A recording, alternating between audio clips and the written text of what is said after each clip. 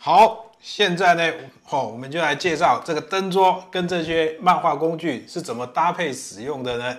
好，首先，我们一定是先来打个草稿。好，比如说，猴年要到了，我们就来画一个孙悟空好了。当然，本来是要用铅笔的，因为我们那个摄影机，可能会看不太清楚，所以我用这个黑色的自来水笔，来代替。好，我们就是这样。好，比如说，孙悟空是什么样子呢？好，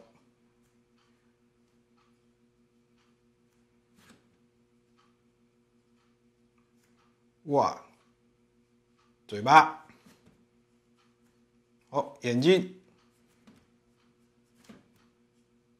好，打好稿之后呢，我们接着我们就可以用这个，专用的稿纸，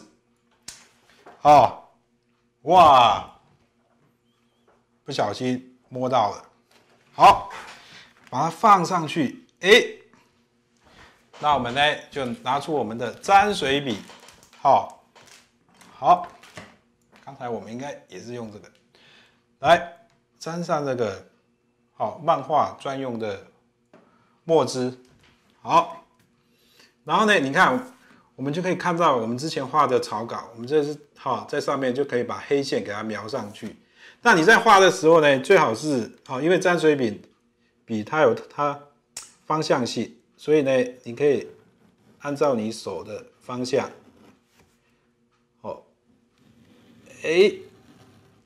水不够，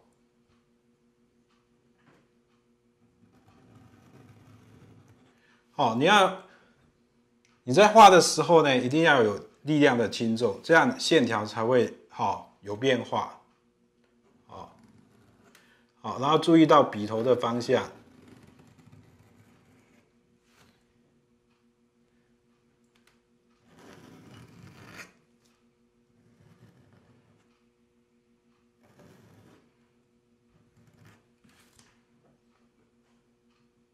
哇，眼睛的眉毛，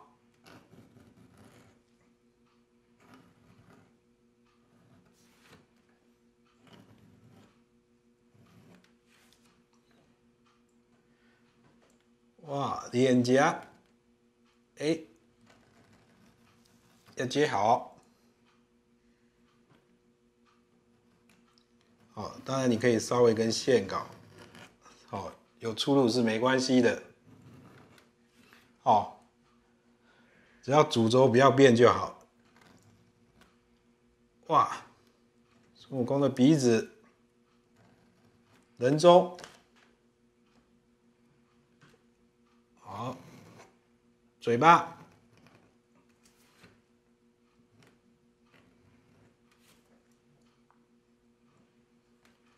哇，眼珠，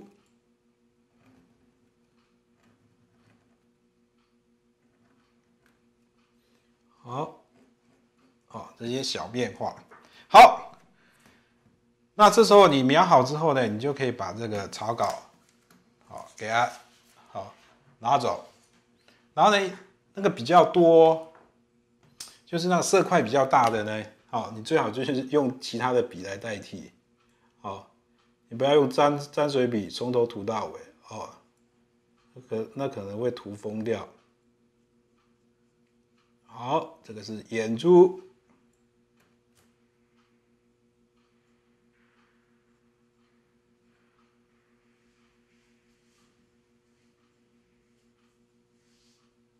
好，那我们稍微修一下线条。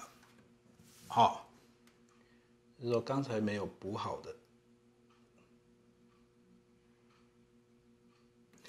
顺便介绍一下，当然不是说每个人一定都是用沾水笔在画，也有很多漫画家是用沾水笔，不是沾水笔，自来水毛笔在画，它也是蛮好用的。好，那现在线条完成之后呢，那我们就要来上网点。网点在以前是一个非常贵的材料，所以要好好贴。好。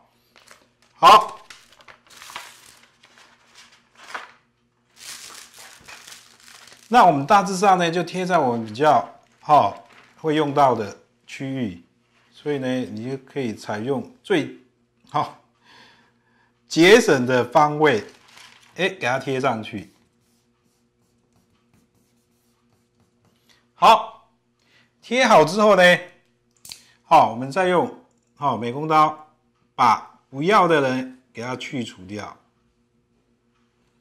当然你刀子不要太用力你不要把整张纸都给它切过去了。所以呢，这个通常都是助手担任这件事的。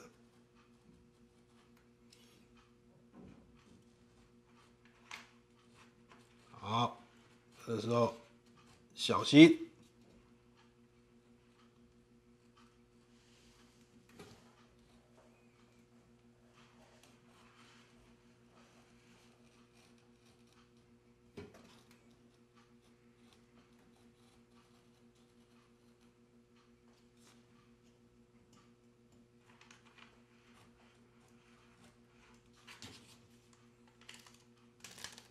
哇，好，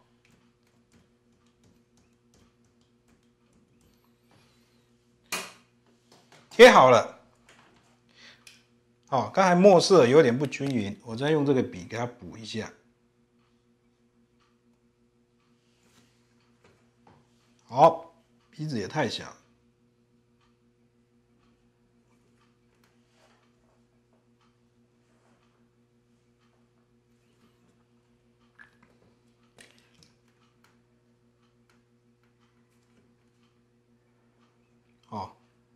再加一些小笔触。好，你看这个没有紧箍咒的孙悟空，我们就给它完成了。这个就是我们传统的工具，在漫画上的应用。